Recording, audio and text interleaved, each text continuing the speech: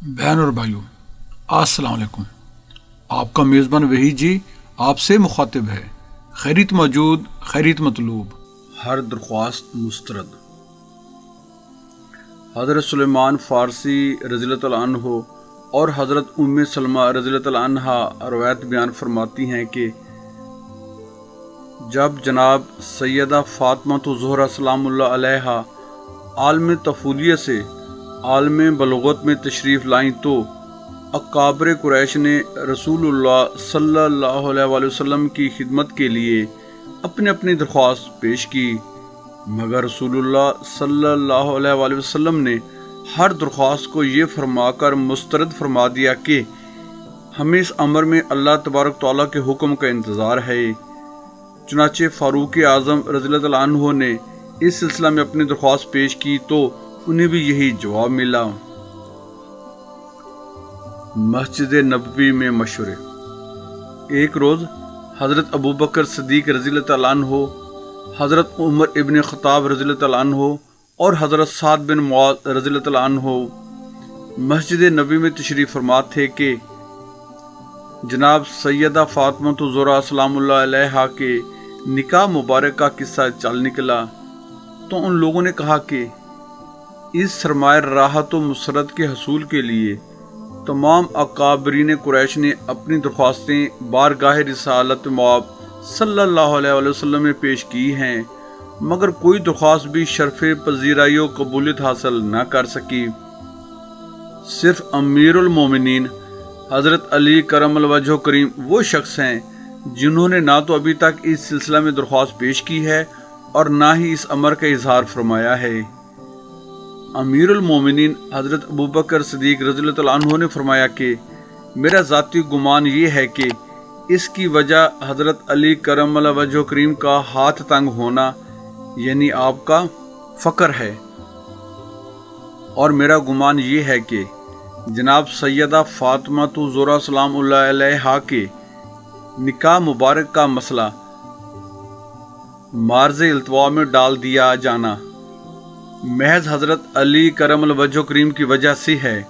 اور اللہ تبارک تعالیٰ اور رسول اللہ صلی اللہ علیہ وآلہ وسلم نے ان دونوں کی تجویز مبارک پر اظہار رضامندی فرمایا ہے۔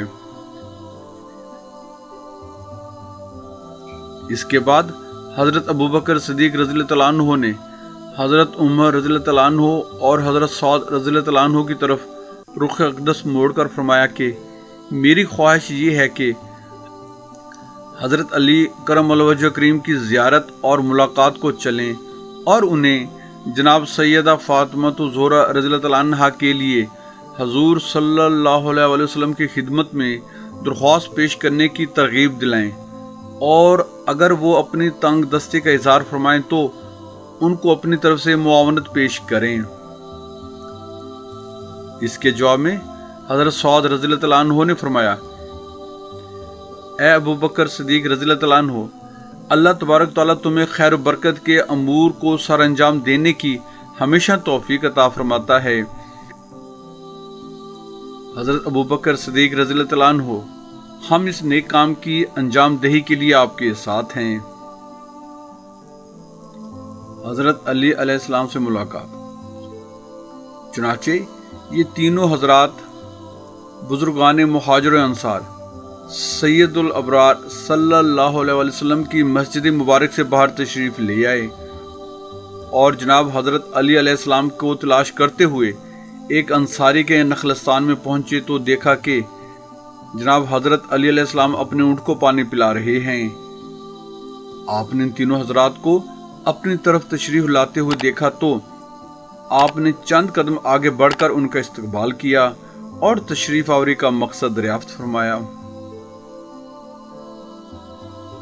حضرت ابوبکر صدیق رضی اللہ تعالیٰ عنہ نے فرمایا کہ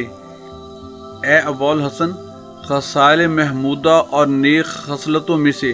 کوئی ایک خصلت بھی ایسی نہیں جس کے لیے آپ نے سبقت حاصل نہ کر لی ہو، اور حضور رسالت مآب صلی اللہ علیہ وآلہ وسلم کے حضور میں جو قدر و منزلت اور عزت و احترام آپ کو حاصل ہے، دوسرے کسی بھی شخص کو اس میں آپ کے ساتھ مشارکت اور ہمسری حاصل نہیں۔ اکابر و اشراف قریش نے رسول اللہ صلی اللہ علیہ وسلم کی خدمت اقدس میں جناب سیدہ فاطمہ زہرا سلام اللہ علیہا کے لیے اظہار خواستگاری کیا، لیکن کسی کو بھی شرف قبولیت حاصل نہ ہو سکا اور کسی کو بھی حضور رسالت مآب صلی اللہ علیہ وآلہ وسلم نے اس بات میں جواب نہیں دیا۔ میرا گمان ہے کہ حضرت رسول اللہ صلی اللہ علیہ وآلہ وسلم نے سیدہ فاطمہ زہرا سلام اللہ علیہا کو آپ کے لیے روک رکھا ہے۔ آپ کیوں اپنی درخواست بارگاہ رسالت مآب صلی اللہ علیہ وآلہ وسلم میں پیش نہیں کرتے؟ حضرت علی کرم اللہ وجہ کریم نے جب ان کی یہ بات سنی تو آپ کی چشمان مبارک میں اشکوں کا سیلاب آ گیا۔ آپ نے آبدیدہ ہو کر فرمایا، اے ابو بکر صدیق رضی اللہ عنہ،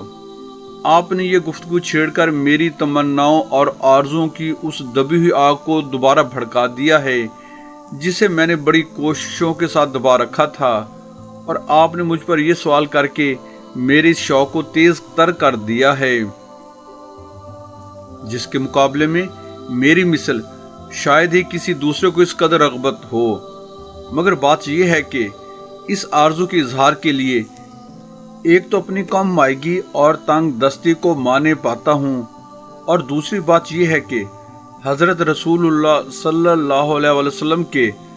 دربار گوہر بار میں اس قسم کی گفتگو کرنے کی جرأت و جسارت میرے بس کا روگ ہی نہیں۔